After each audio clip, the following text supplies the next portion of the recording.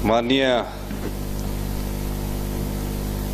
विपिन परमार जी ने बड़ा महत्वपूर्ण प्राइवेट मेंबर्स वाले दिन ये संकल्प लाया है, जिसमें राजेश धर्मानी जी, राकेश जम्बाल जी, केवल सिंह पठानिया जी, जीत राम कटवाल, चंद्रशेखर और त्रिलोक जम्बाल जी ने अपने विचार रखे। प्रदेश आर्थिक बदहाली के दौर से गुजर रहा है, कैसे आगे बढ़ा जाए। मैं धन्यवाद करना चाहूँगा विपिन परमार जी, जो हमारे सीनियर और प्रदेश के पूर्व में स्पीकर रह चुके हैं। हमारी स्थिति क्या है?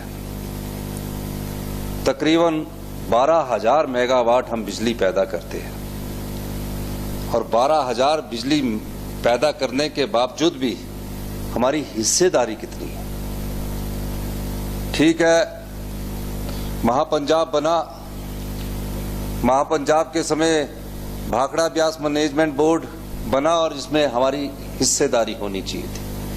तो लोग जम्बाल जी बात कर रहे थे, ये सही है कि पूरा बिलासपुर शहर भाखड़ा ब्यास मैनेजमेंट के कारण सर्दियों में धुंध के शहर में तब्दील हो गया। 100 किलोमीटर लंबा डैम बना है। हमने सुप्रीम कोर्ट से लड़ाई लड़ी और महज 7.19 की हिस्सेदारी अभी तक हमको मिली है। 2011 के बाद से वो हिस्सेदारी मिलना शुरू हुई। एनजेपीसी बनी, जो आज एसजेबीएनएल है।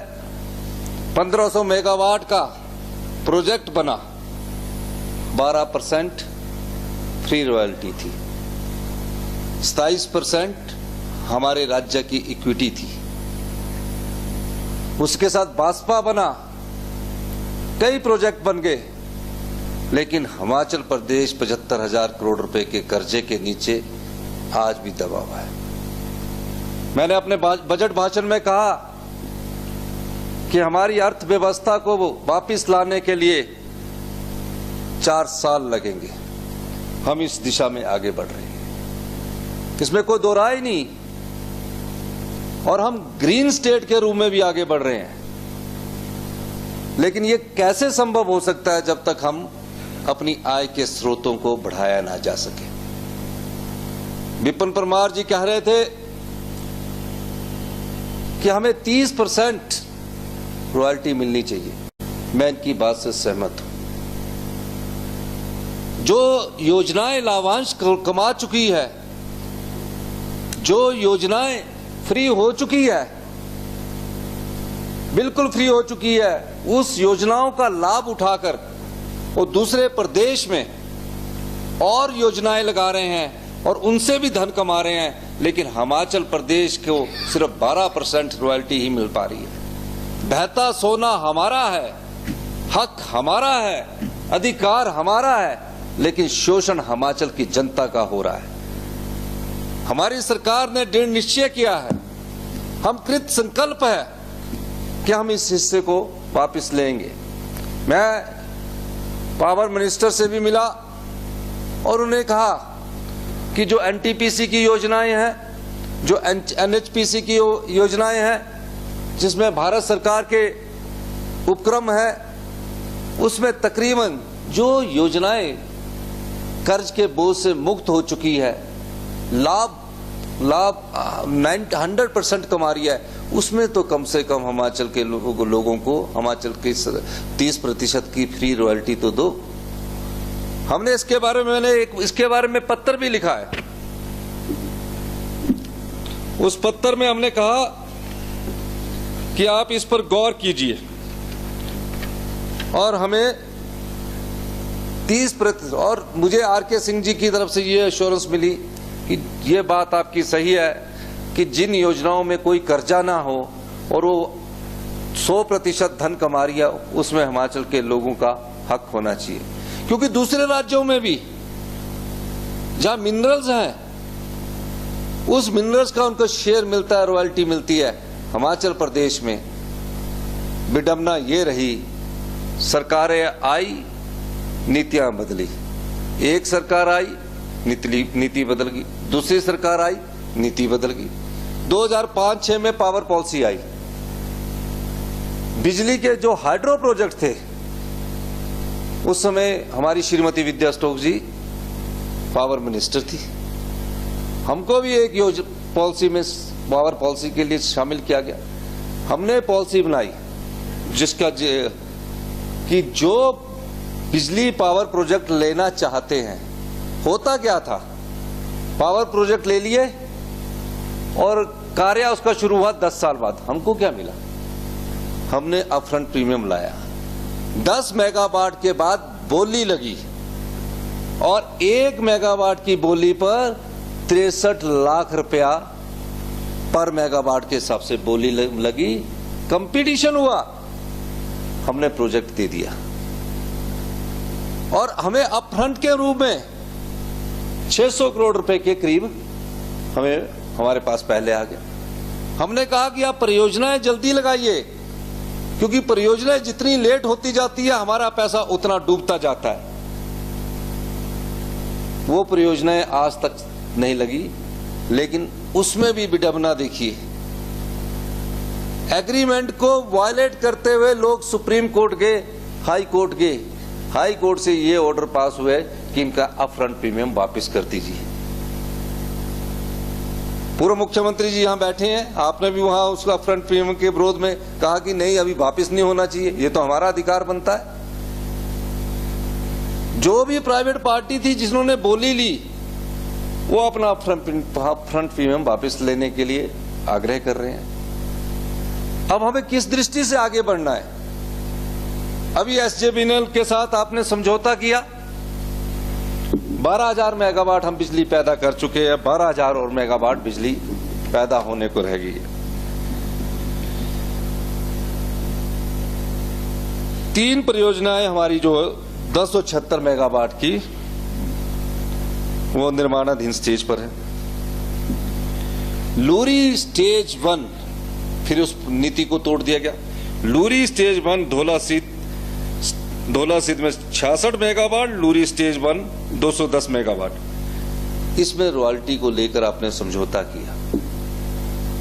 आपने कहा 1 से 10 साल तक हमें 4% रॉयल्टी पर मंजूर है, जबकि रॉयल्टी पहले 12% हुआ करती थी। आपके पास उस समय ये बात रही होगी कि परियोजनाएं लग नहीं रही है, किसी ना किसी रूप से धन आए। और 8% 11 से 25 साल तक, 12% 26 से 40 साल बाद, 25% 40 साल के बाद। जबकि नीति ये होनी चाहिए थी कि हमें 12% तो मिलना ही मिलना है। जो पिछली नीति थी 12 से 30 साल के बीच में, उसमें हमें 30% मिलेगा और 40 साल बाद प्रोजेक्ट हमें वापस मिलना चाहिए। इसी प्रकार की एक योजना एनएचपीसी के साथ हुई, डूगर 500 मेगावाट, सेम परियोजना, 4% 10 साल तक, 8% 25 साल तक और 12% 26 से 40 साल के बीच में। यानी कि 40 साल बाद भी वो हमें 25% देंगे। जबकि निजी जो हमारे हाइड्रो प्रोजेक्ट लगाने वाले हैं, उनके पास क्या नीति है? अपना प्रोजेक्ट लगाएंगे, 12% जैसे ही प्रोजेक्ट शुरू होगा हमें फ्री पावर देंगे। 12 से 30% के बीच में, 12 से 30 साल के बीच में 30% हमें फ्री पावर देंगे। और 30 से 40 नहीं, 12 से 40 वर्ष के बीच में वो हमें 30% पावर देंगे। 40 साल बाद वो हाइड्रो पावर हमें वापिस आ जाएगी।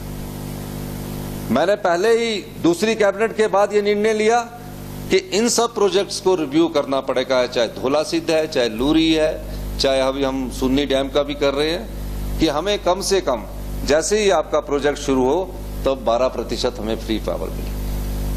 एक ही इस प्रदेश के पास आय का स्रोत है, एक ही इस प्रदेश के पास आय का स्रोत है, वो हाइड्रो पावर है। और दूसरा, हिंदुस्तान का अगर अग्रणी राज्य बनना है तो हमें ग्रीन हाइड्रोजन के पास जाना पड़ेगा, और उसके लिए सबसे सूटेबल जगह जो है वो हिमाचल प्रदेश है।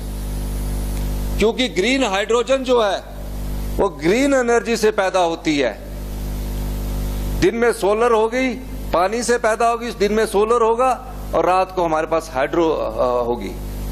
हम उस दृष्टिकोण से भी आगे बढ़ रहे हैं, पर इन समझौतों को लागू करने के लिए केंद्र में बैठी आपकी सरकार की जरूरत है, जिसमें आपके सहयोग की भी जरूरत है। हम चाहेंगे, आपने कहा है कि हम 25 विधायक यहाँ बैठे हैं, हम 25 और सारे विधायक जाकर एक दिन प्रधानमंत्री मोदी जी से मिलते हैं, पावर मंत्री जी से मिलते हैं, उनसे कहते हैं कि जो प्रोजेक्ट फ्री हो चुके हैं कम से कम हमें उसमें 30% बिजली तो दो, 70% में तुम आप पैसा कमा लीजिए।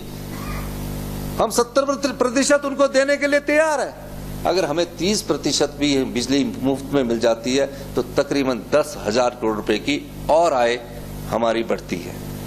आपसे मैं अनुरोध करूंगा, आपने कहा है, आप समय लीजिए।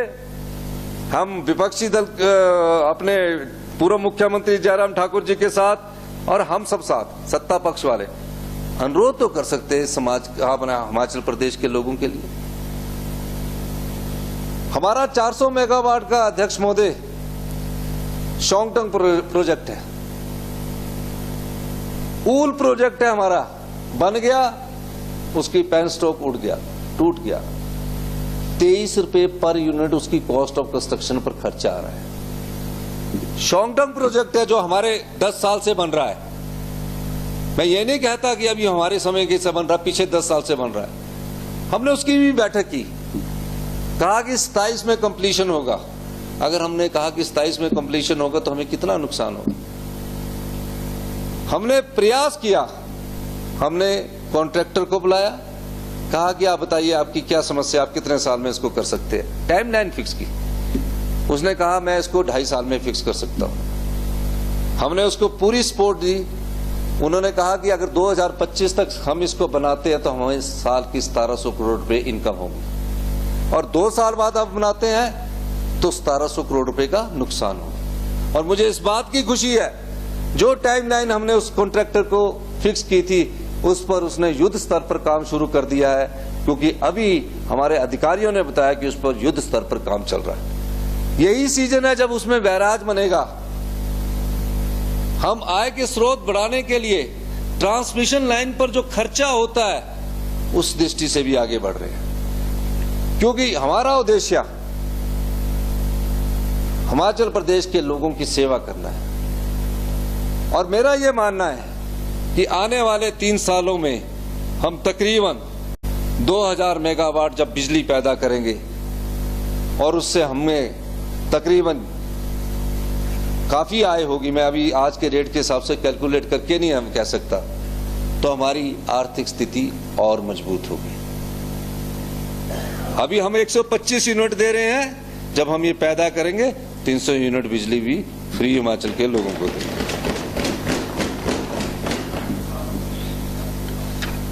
अध्यक्ष महोदय,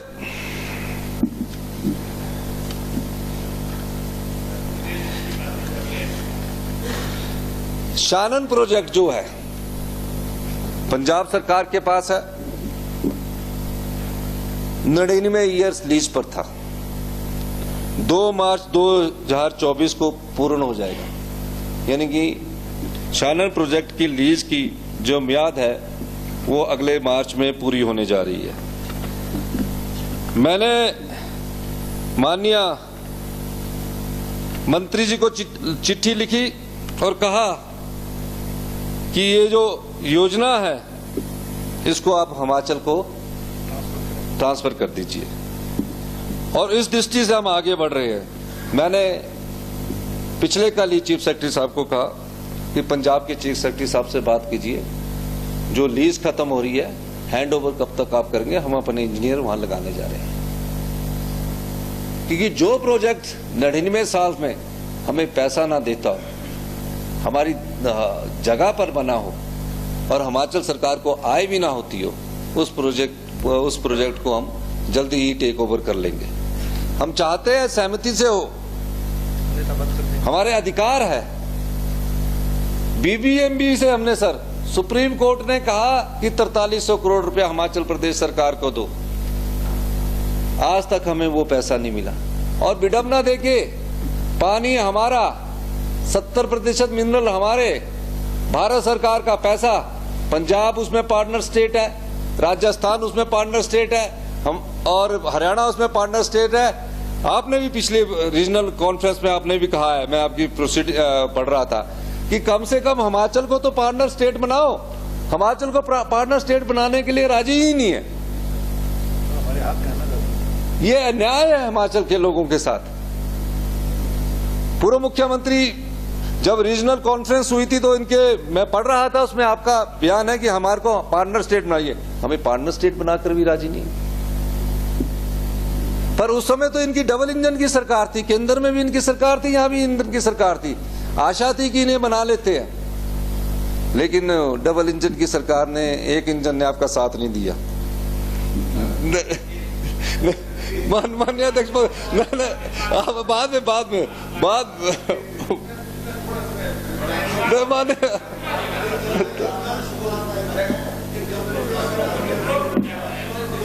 माननीय मुख्यमंत्री जी, चलिए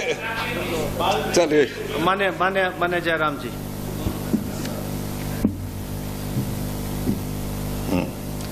अध्यक्ष महोदय, ये he yielded today, ना, that's why I allowed you. Yesterday he was not yielding. चलिए कोई बात नहीं, कल भी किया होता तो अच्छा होता, कल ही बात समाप्त हो जाती। नहीं, आदत नहीं, आदतें ज्यादा सत्ता में आने के बाद खराब हो रही है। अध्यक्ष महोदय, ये जो रीजनल काउंसिल की मीटिंग का जिक्र किया, चंडीगढ़ में ही बैठक हुई थी लास्ट टाइम, और उस रीजनल काउंसिल की मीटिंग में हमने बहुत जोर से इस सारे विषय को उठाया था। हमने कहा था कि बीबीएमबी में हमारी स्थायी मेंबरशिप जो है उसको आप इसके लिए दीजिए, और करीब करीब जो है वो सहमति की स्थिति में चीजें आगे बढ़ी, और उस वक्त इनकी ही सरकार वहां पर थी। तो मुख्यमंत्री उस वक्त के वो खड़े हो गए, इस हद तक उन्होंने एजिटेट किया सारे विषयों को लेकर के। राजस्थान के मुख्यमंत्री काफी हद तक वो शांत भी हो गए, सहमत भी हो गए। उन्होंने कहा ठीक है। हरियाणा को हमने कह दिया था कि आप शांत हो, आप हमको सहयोग करिए, उन्होंने कहा हमें कोई आपत्ति, उन्होंने कह भी दिया कि हमें कोई आपत्ति नहीं अगर हिमाचल प्रदेश को स्थायी सदस्यता इसमें दी जाती है, मेंबरशिप दी जाती है। लेकिन पंजाब ने ही विरोध किया। यानी कि मैं इसलिए इस बात का जिक्र कर रहा हूं कि व्यक्ति का विषय नहीं, उस वक्त सरकार आपकी थी वहां पर। अगर उस दिन वो एक ऐसी सिचुएशन थी जब होम मिनिस्टर जी ने बिल्कुल कह दिया था और उनसे वहीं पर पूछा था आप किस बात पर विरोध कर रहे हैं। ये विरोध आपका सिर्फ विरोध है, अन्यथा इसमें कोई तर्क नहीं है। ये हिमाचल के लिए होना चाहिए। फिर जब ज्यादा विरोध हुआ, जब एक ऐसी स्थिति बनी वहां पर, तो मामला डेफर किया। अभी तक ये रद्द नहीं, मामला अभी तक भी जिंदा है। और मैं माननीय मुख्यमंत्री जी से बात के लिए निवेदन करूंगा कि आप इस सारे मामले को, जब भी रीजनल काउंसिल की मीटिंग होगी, आप इस मामले को उठाएं और इसमें सहमति की दिशा में चीजें बहुत आगे बढ़ी हैं। थैंक यू और अब तो आपकी सरकार भी नहीं, अब तो आप आसानी से कर सकते हैं। Thank you. रिकॉर्ड स्टेट हुआ। माननीय मुख्यमंत्री जी, नहीं, हम तो चाहेंगे कि आप हमारे साथ वहां चलें और हमें मदद करें इसमें। ये अच्छा एश्योरेंस इन्होंने हाउस में दी है।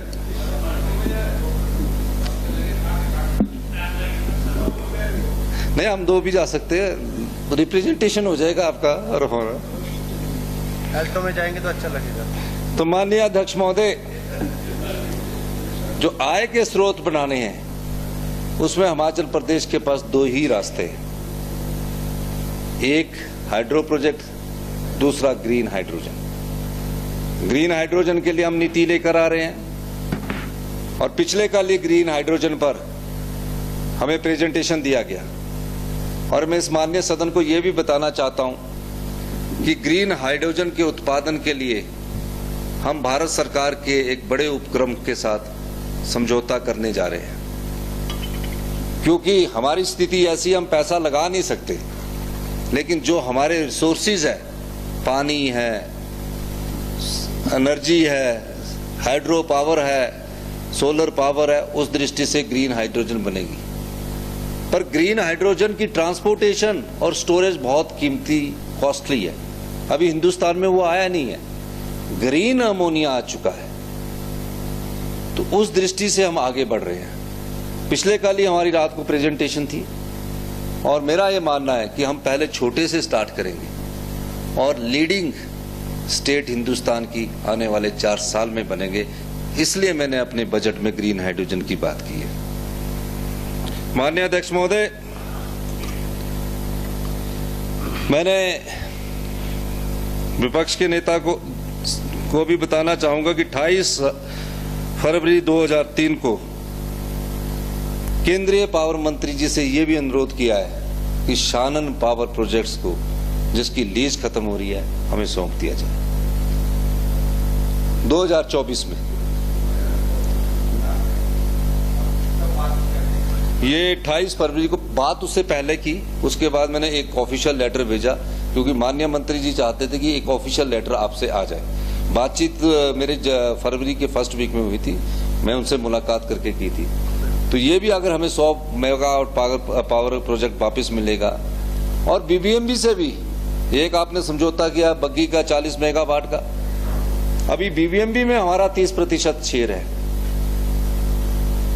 और उस 30% शेयर की हम जो हमारा है उसकी हम बातचीत करेंगे। उनके भी चेयरमैन अभी पीछे आए, वो पंप स्टोरेज प्रोजेक्ट लगाना चाहते हैं, क्योंकि अब नया कंसेप्ट आ गया है।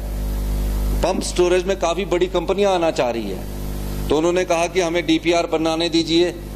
मैंने उनसे एक ही अनुरोध किया, हमारी जगह पर आपने 45,000 हेक्टेयर हमारा क्षेत्र डैम में डूबा हुआ है, अब कम से कम इतना तो लिहाज कीजिए कि हमारा शेयर तो बढ़ाइए। वो उस पर उन्होंने कुछ सहमति जताई, और निश्चित तौर पर जब मैंने उनसे बात की तो उन्होंने कहा कि आप हमें डीपीआर बनाने की परमिशन देंगे। मैंने तुरंत प्रभाव से कहा आप अपनी डीपीआर बनाइए, उसके बाद आप हमारे पास आकर एग्रीमेंट कीजिए। पंप स्टोरेज में अब नया कंसेप्ट है कि उसी पानी को द्वारा डालकर द्वारा बिजली पैदा कर सकते हैं, तो उस दृष्टि से उनको डीपीआर बनाने की हमने परमिशन दे दी। और मुझे पंजाब असेंबली में, वैसे तो हमारे कांग्रेस के नेता प्रताप सिंह बाजवा जी भी बैठे हैं यहाँ, पंजाब असेंबली में एक बिल आया वाटर सेस पर, संकल्प आया, प्राइवेट मेंबर ने संकल्प लाया। मैं मुख्यमंत्री जी की बात सुन रहा था, जब बीबीएमबी के चेयरमैन से मेरी बात हुई तो मैंने उनको समझाया। उन्होंने हमसे आके बोला कि आप वाटर सेस कुछ कम कर दो। मैंने बोला आपकी बिजली कितने पैसे प्रति यूनिट पैदा होती है? कहते 40 पैसे प्रति यूनिट पैदा होती है, सारे खर्चे निकाले। मैंने बेचते कितने में? कहते 5 रुपए में। तो मैंने कहा कि उनको आप हमको कुछ शेयर तो दीजिए। तो उन्होंने कहा कि हाँ, इस बारे में विचार करेंगे।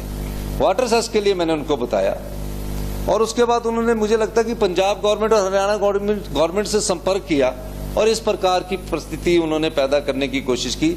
जैसे कि पंजाब में जो पानी जा रहा है उस पर हम सेस लगा रहे हैं। हम तो कोई सेस लगा ही नहीं रहे, हम तो जो पानी जा रहा है, नहरों में जा रहा है, जाए, हम किसी पर सेस नहीं लगा रहे।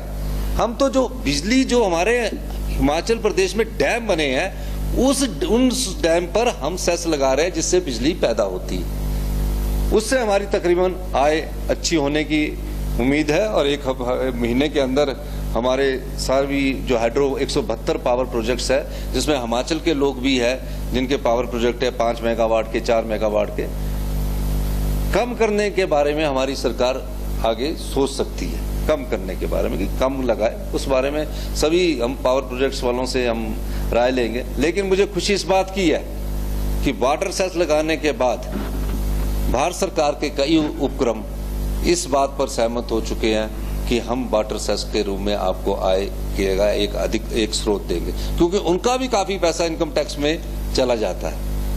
तो उस दृष्टिकोण से भी उनका भी बचाव होगा और हमें भी फायदा होगा।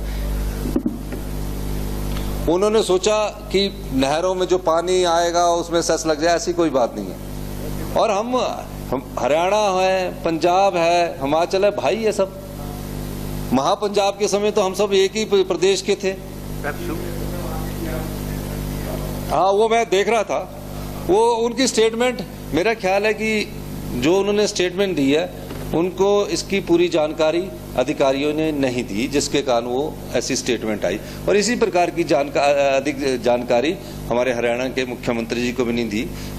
मैंने कल क्लैरिटी दी है, और समय आने पर मैं उन लोगों से बात भी करूंगा कि ऐसी कोई बात नहीं, कोई सेस नहीं उन पर लगेगा। पंजाब का जो पावर प्रोजेक्ट्स है वो बीबीएमबी है, उसमें हमारा भी हिस्सा है, हरियाणा का भी हिस्सा है, राजस्थान का भी हिस्सा है और भारत सरकार का भी हिस्सा बनाया भारत सरकार ने है। हरियाणा का कोई पावर प्रोजेक्ट है ही नहीं तो उनको सेस की क्या बात करनी है? हरियाणा का तो पावर प्रोजेक्ट है कोई नहीं, उनके पानी में जो जा रहा हम तो कर ही नहीं रहे। पंजाब का भी कोई पावर प्रोजेक्ट नहीं है, शानन के अलावा कौन सा पावर प्रोजेक्ट अपना है? वो भी हमारे यहाँ आने वाला, उस पर कोई सेस नहीं लगाया। पर ऐसा लगा कि पता नहीं पंजाब हिमाचल और भाई आपस में लड़ रहे, ऐसी कोई बात नहीं है। हमारी सरकार हर एक मुद्दे पर गंभीर है। माननीय अध्यक्ष महोदय, 2030 तक हमारी सरकार का लक्ष्य है कि 10,000 मेगावाट अगर हिमाचल प्रदेश को हरित राज्य बनाना है, बिजली का उत्पादन किया जाए। और मुझे इस सदन में बताते हुए खुशी हो रही है कि इस साल हम तकरीबन अगले 8 महीनों में, जब से हमारी कांग्रेस की सरकार आई है, 500 मेगावाट सोलर पावर प्रोजेक्ट लगाने जा रहे हैं। और इस दृष्टि से हम बहुत आगे बढ़ चुके हैं। हम नहीं चाहते कि बैंकिंग के आधार पर हमारी जो बिजली है वो हमें सर्दियों में वापस मिले। होता क्या है, जब पीक सीजन होता है बैंकिंग सिस्टम में हम चले जाते हैं। मैंने कहा कि इसकी भी स्टडी कीजिए। अगर पीक सीजन में हमारी बिजली 10-12 रुपए पर यूनिट बिकती है तो उसमें जाएंगे और सर्दी में हम उनसे खरीदेंगे। बैंकिंग के आधार पर सर्दी में जिन स्टेट्स को हम बिजली देते हो हमें वापस करते हैं अक्टूबर से लेकर मार्च तक। तो इस दृष्टि से भी हमारी सरकार कार्य कर रही है। ट्रांसमिशन पर कम खर्चा हो, ट्रांसमिशन लाइंस पर कम खर्चा हो, उस दृष्टि से भी हमारी सरकार कार्य कर रही है। आय के स्रोत बढ़ने चाहिए। मैं धन्यवाद करना चाहूंगा स्पीकर महोदय, पूर्व स्पीकर महोदय और पूर्व मुख्यमंत्री महोदय का भी। चलो, विपक्ष में आके कुछ तो अच्छा कार्य करने के लिए आपने प्रस्ताव लाया, मैं इसके लिए धन्यवाद करता हूं। कुछ अच्छा कार्य मैं इसलिए धन्यवाद करना चाहूंगा कि हमको रिसोर्स बढ़ाने चाहिए।